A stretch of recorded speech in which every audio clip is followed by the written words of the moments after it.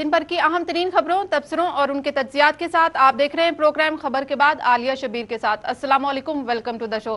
सबसे पहले बात करेंगे एक मेमो कमीशन की। मेमो कमीशन का आज इजलास हुआ है जिसमें हुसैन हकानी आज पेश नहीं हुए। तिब्बी वजूहात बताई गई हैं कि तिब्बी वजूहात की बिना पर हुसैन हकानी इस कमीशन के इजलास में पेश नहीं हुए। याद रहे कि हुसैन हकानी इससे पहले अदालत में ये दरखास्त कर चुके हैं कि वो वीडियो लिंक के जरिए अपना बयान रिकॉर्ड करा सकते हैं, लेकिन वो वो पाकिस्तान में आकर अपना बयान या मेमो कमीशन के सामने पेश नहीं हो सकते क्योंकि उनकी जान को खतरा है। तो आज उन्होंने तिब्बी वजूहात बताई हैं जिसकी वजह से वो मेमो कमीशन के सामने पेश नहीं हुए। मेमो कमीशन में जो अहम पेशरफ थी, जो सबसे अहम बात थी, वो ये थी कि ISI के साबिक सरबराह जनरल शुजा पाशा आज अदालत में पेश हुए हैं, पहली बार अदालत में पेश हुए हैं और उन्होंने अपना बयान जो है वो कलमबंद करवाया है। इससे पहले वो अपना बयान वहां पर दे चुके हैं, लेकिन अब वो खुद पेश होकर मेमो कमीशन के सामने उन्होंने अपना बयान रिकॉर्ड करवाया है। इसके अलावा यासीन मलिक कश्मीरी रहनुमा वो भी पेश हुए हैं और उन्होंने भी अपनी जरा मुकम्मल करवाई है। मेमो कमीशन का आज का इजलास जो है वो तकरीबन हुसैन हकानी के पेश ना होने की वजह से उसमें कोई पेशरफ्त नहीं हो सकी है।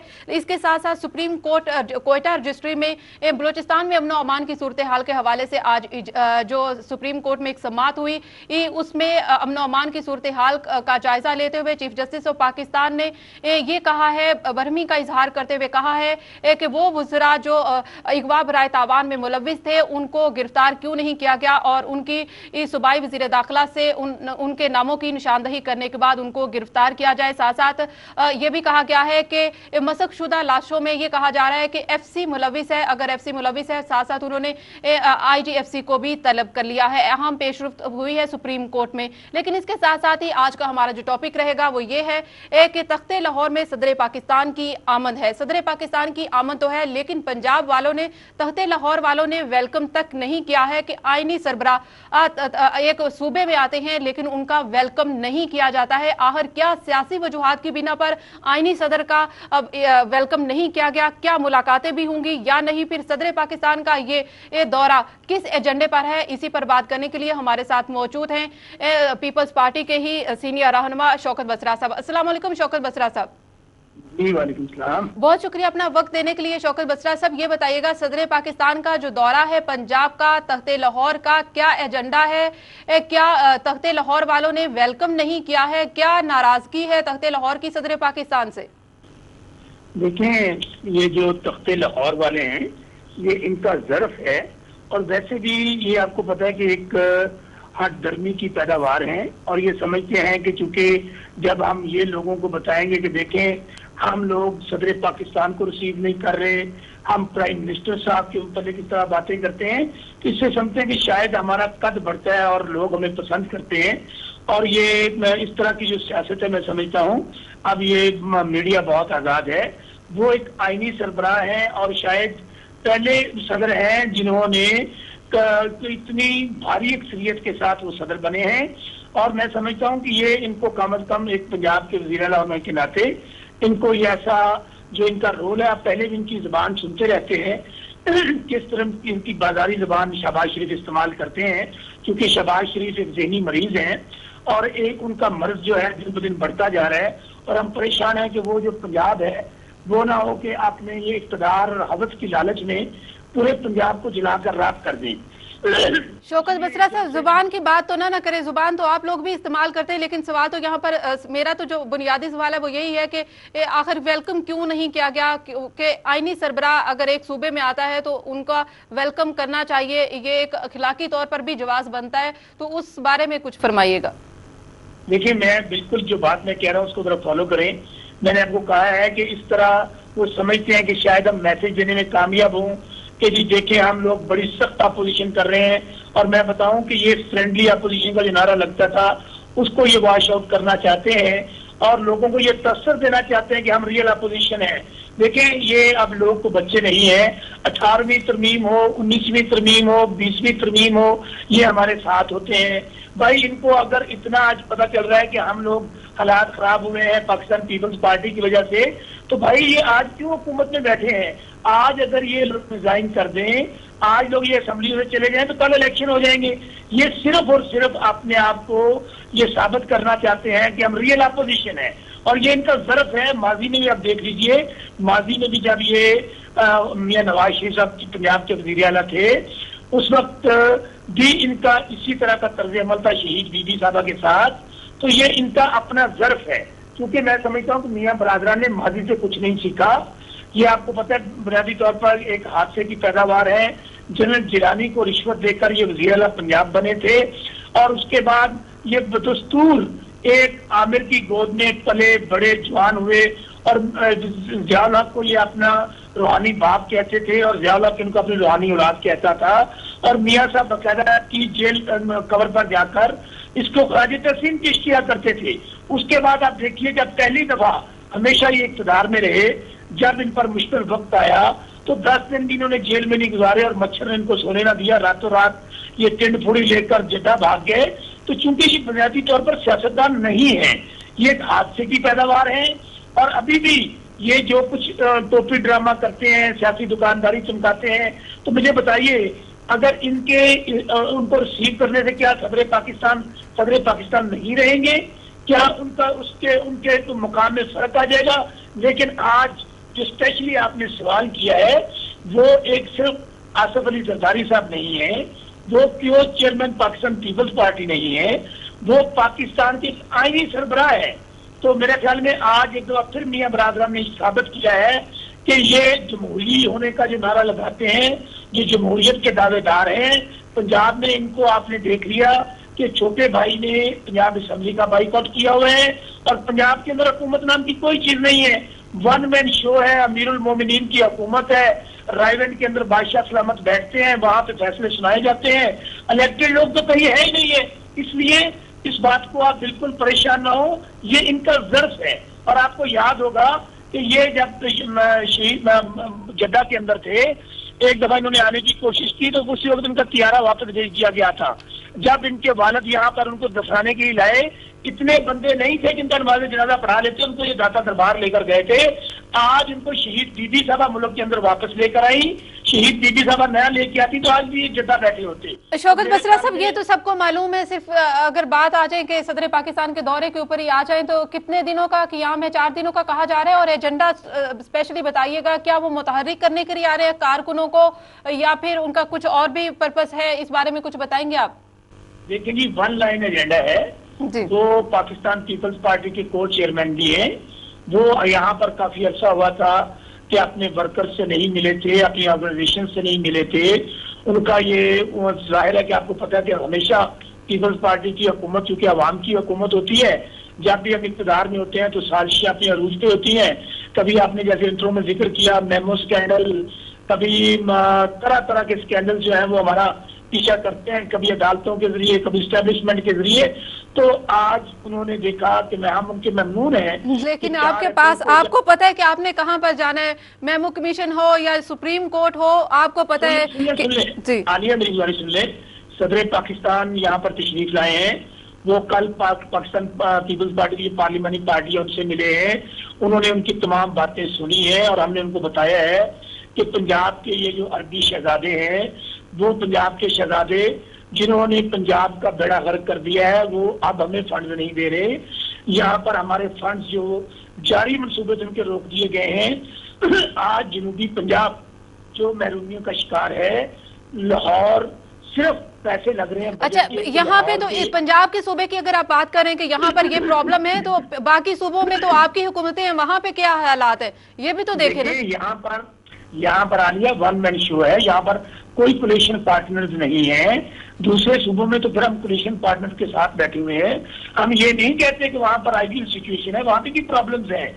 लेकिन ये जो गुड गवर्नेंस के दावेदार हैं, जो कहते हैं कि पंजाब में सब अमन ही अमन है, यहाँ पर आज देख लीजिए पंजाब पुलिस स्टेट बना हुआ है, किसी की जान माल इज्जत महफूज नहीं है। पंजाब में जंगल का कानून है, किसी किस्म की यहाँ पे असेंबली को अहमियत नहीं दी जाती। मियाँ साहब अपने मखसूस ग्रो के साथ, जो कि ब्यूरोक्रेट्स हैं, उनके साथ बैठ के फैसले करते हैं। शौकत बसरा साहब, आपने कहा है कि दूसरे यहाँ पंजाब की तो आप बात कर ही रहे हैं, आप पंजाब के डिप्टी पार्लियामेंट लीडर हैं, चलिए आप इसके ऊपर बात कर रहे हैं, अच्छी बात है, आपका ऑपोजिशन में भी है, ये सब बातें आपको सूट करती है ये सब करने, लेकिन पीपल्स पार्टी की हैसियत से, अगर पीपल्स पार्टी के रहनुमा की हैसियत से देखा जाए तो फिर आप ये ना करें, ना तो किसी दूसरे सूबे में अमनो अमान है, ना इसके अलावा अगर बेरोजगारी देखें तो वो भी अरूज पर है, इसके अलावा अगर ये देखा जाए कि लोड शेडिंग का अजाब है, हम ये देख रहे थे, ये तवक्को कर रहे थे कि सदर पाकिस्तान अगर आ रहे हैं और खासकर शरीक चेयरमैन हैं पीपल्स पार्टी के, वो पंजाब में आ रहे हैं, तो शायद अवाम को जो इस वक्त सड़कों पर एहतजाज करते हुए दिखाई देते हैं, शायद उनके लिए कोई ना कोई अच्छी खबर लाएंगे, कुछ उनको कुछ डिलीवर करके जाएंगे, तो क्या ऐसी कोई नवीद अवाम को सुनने के, पंजाब के अवाम को सुनने के लिए मिलेगी? आलिया, बहुत आपका वैलिड क्वेश्चन है। कल तमाम जो मुंसब नुमाइंदे थे उन्होंने भी यही कहा कि आज पाकिस्तान का सबसे बड़ा मसला लोड शेडिंग है। अवाम पाकिस्तान के ज़हनी और नफसियाती मरीज बन चुके हैं, लेकिन इस मसले को फौरी बुनियादों पर हल किया जाए। लेकिन आलिया, हो ये रहा है कि इस इशू के ऊपर भी सियासी दुकानदारी चमकाई जा रही है। हमने पाकिस्तान के सदर को ये गुजारिश कर दी है और उन्होंने हमसे ये वादा किया है कि अनडाउटेडली ये बहरान हमारा पैदा करदा नहीं है। 1998 में हमारी हुकूमत गई थी, उस वक्त हम लोग बिजली एक्सपोर्ट करने की पोजीशन में थे। उसके बाद 2008 तक 1 मेगावाट बिजली न लगाई गई। मियां नवाज शरीफ जब 97 में आए, इन्होंने वहां पर हथकड़ियां लगाई, IPP जो बीबी साहबा लेकर आई थी उन इन्वेस्टर को भगा दी। लेकिन अब ये इशू ये नहीं है। अब तो आलिया, पंजाब के सूबे भी बिजली बना सकते हैं, बाकी सूबे बिजली बना सकते हैं, लेकिन यहाँ पर 32 अरब रुपया सस्ती रोटी में जाया कर दिया गया। सुन ले मेरी बात सुन ले, यहाँ पर अरबों रुपए के लैपटॉप बांट दिए गए। भाई, आप 6000 मेगावाट बिजली पैदा की जा सकती है पंजाब के अंदर, 1 मेगावाट का मंसूबा नहीं लगाया गया, बाकी तीनों सूबों के अंदर। अच्छा, वो कहते हैं कि उन्होंने बहुत तरक्याती काम किए हैं, एक सेकंड, वो कहते हैं कि उन्होंने बहुत सारे तरक्याती काम किए हैं, उन्होंने टैक्सी का जो मंसूबा है वो दिया है, और इसके अलावा उन्होंने आशियाना हाउसिंग स्कीम दी है गरीब आवाम को। तो अगर एक वफाक के ऊपर एक जिम्मेदारी आती थी कि वो लोड शेडिंग का मामला हल कर लेते, तो जो उन्होंने ये टैक्सी वगैरह दी है, तो आप उनको सब बेकार समझते हैं उन मंसूबों को? आप मेरे ख्याल में अफसाना हाउसिंग स्कीम की बात कर रही हैं। अफसाना हाउसिंग स्कीम वो भी रायबन के लोगों के लिए, और अरबों रुपया उसमें भी लगा दिया अपने चहेतों को नवाजने के लिए। मेरी गुजारिश सिर्फ इतनी है, लोड शेडिंग अब नेशनल इशू है, इसके ऊपर बजाय सियासी दुकानदारी चमकाने के, लोगों को ये बताने के लिए ये जिम्मेदारी से अब ये मरकज की सिर्फ जिम्मेदारी नहीं है। लेकिन मैं आपको ये इंश्योर करता हूँ, कल प्रेसिडेंट ऑफ पाकिस्तान ने भी इसको इंश्योर किया है कि इंशाल्लाह बहुत जल्द सर्कुलर डेट। कितनी जल्दी? 4 साल गुजर गए, 5वां साल भी गुजरने वाला है, कितनी और जल्दी? मेरी गुजारिश सुने कि कोई किसी के पास अलादीन का चिराग नहीं है, लेकिन वजीर आजम सबके पास था अलादीन का चिराग। आपके वजीर आजम के पास, उन्होंने कहा था कि वो कुछ दिनों में खत्म कर देंगे उसी अलादीन के चिराग की, और फिर जब वो मुल्क में नहीं थे उन्होंने तभी वहां से ये ऑर्डर जारी किया कि लोड शेडिंग जो है वो खत्म की जाए, और इसके अलावा खत्म हो भी गई जो गैर इलानिया थी। तो उनके पास तो कोई अलादीन का चिराग है, वो कौन सा अलादीन का चिराग है जो वो रगड़ते हैं तो होता है? बड़ा वैलिड क्वेश्चन आलिया, मेरी गुजारिश ये है कि आपके पास सर्कुलर डेट आपका इतना है कि अरबों रुपया 600 से लेकर 700 अरब रुपए तक अपनी कंपनीज का देना है। क्या ये 4 सालों की चीज? नंबर 1 जो प्राइम मिनिस्टर साहब ने ऑर्डर किया था, मैं उसकी गुजारिश आपको कर दूं, आपने तेल लेना होता है बाहर के ममालिक से। आज भी अगर आप तेल देंगे, आपके पास तो पैसे तनख्वाहें देने के लिए नहीं है। आज देखिए, मुझे गुजारिश सुने, हम लोग जनरेट कर रहे हैं, अब इंशाल्लाह वो एड इन कर रहे हैं, सर्कुलर डेट खत्म कर रहे हैं, तो इंशाल्लाह ये मसला, मैं आपको ये इंश्योर जरूर कर सकता हूँ कि ये 2-3 महीने और हैं, बजट आएगा, उससे पहले हमने पैसे भी मैनेज किए हैं। 600 सारा बजट आएगा और सारा बिजली के ऊपर लगा दिया जाएगा, और उसके बाद अवाम फिर वही सड़कों पर ही दिखेंगे। क्या करें? बिजली अब सबसे बड़ा मसला है। हमने कहा है कि तमाम तरक्याती स्कीमें बंद कर दें, नहीं चाहिए हमें। डैम तो अभी तक कोई बना नहीं है शौकत बसरा साहब, अगर इस तरफ चलेंगे तो फिर बहुत बातें निकलेंगी। फिर डैम तो अभी तक कोई बना नहीं है। बादशाह डैम की अगर कोई बात की जाती है, वो भी आलिया, डैम रातों रात नहीं बनते, यही तो 4 सालों में तो बन सकते हैं ना शौकत बसरा साहब, 4 साल कम है। 4 साल नहीं बनते, 4 साल में भी नहीं बनते। मेरी गुजारिश सुने, इसके चले बनते नहीं है, कुछ तो हो ही सकता है। अच्छा जी, जारी रखें। मेगावाट का अगर आपने थर्मल स्टेशन खड़ा करना है या स्टेशन लगाना है, उसके लिए कम अज कम 7 से 8 साल का अरसा दरकार है। आप स्टडी कीजिए अपनी। मैं यही एंकर्स को कहता हूं कि ये तो हमें जिम्मेदारी अदा करनी चाहिए थी, लेकिन इंशाल्लाह इस मसले को प्रेसिडेंट साहब ने कहा हल करेंगे, नंबर 1।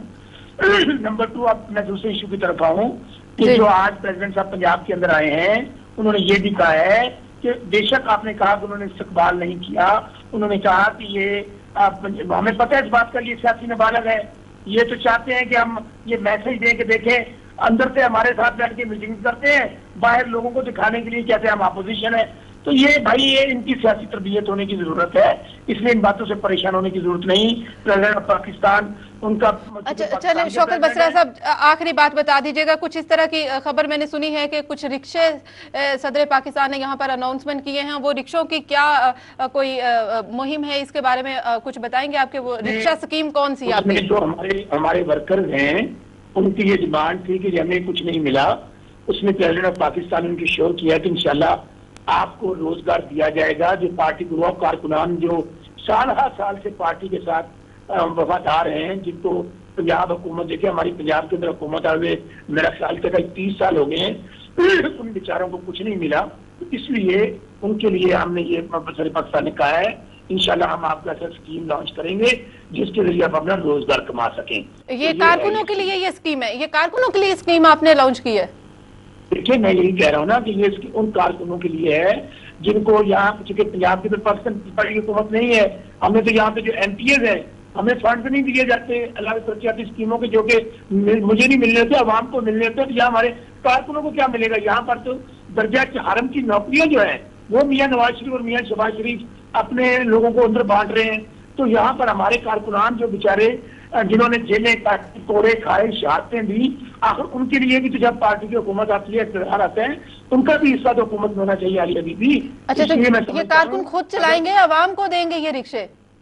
कारकुन अवाम ने चला लिया, ये तो लोग ऊपर से आसमानों पे तो नहीं जाएंगे, अगर रक्षण को देंगे तो ये अवाम के लिए इस्तेमाल। अच्छा शौकत बसरा साहब, ये तो अच्छी बात है, आप वैसे तनकीद करते हैं कि जो येलो कैप स्कीम है पंजाब की, लेकिन आपने रिक्शों की स्कीम ले आए हैं, लेकिन गैस का भी कुछ बंदोबस्त कर लें, फिर गैस कहाँ से आएगी? गैस तो मिल नहीं रही है, पेट्रोल मिल नहीं रहा। ये भी आपकी बात जेन्युइन है। देखिए 3 इश्यूज हैं जो कि फेडरल गवर्नमेंट के हैं, जिनमें बिजली है, गैस है और पेट्रोल है।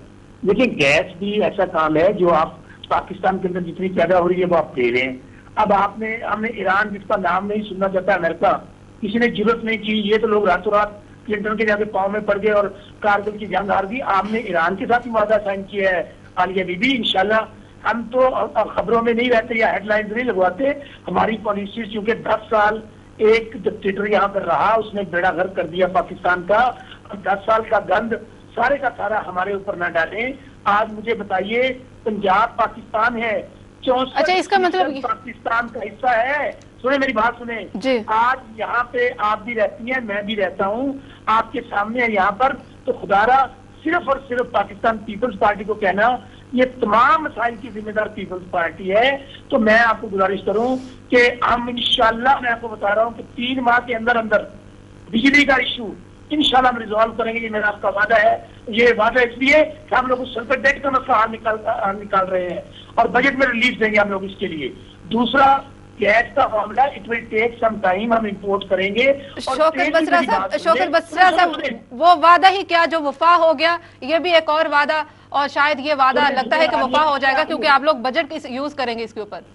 आलिया दूसरी बात सुने, जो आपका पेट्रोल है, आप 85% पेट्रोल इंपोर्ट करते हैं, आपके मुल्क के अंदर पैदा नहीं होता, और उसके रेट्स भी आप इंटरनेशनल मार्केट के मुताबिक रखते हैं। बाकी जहां तक आपने वादे की बात की, वो वादा ही क्या जो वफा हो गया।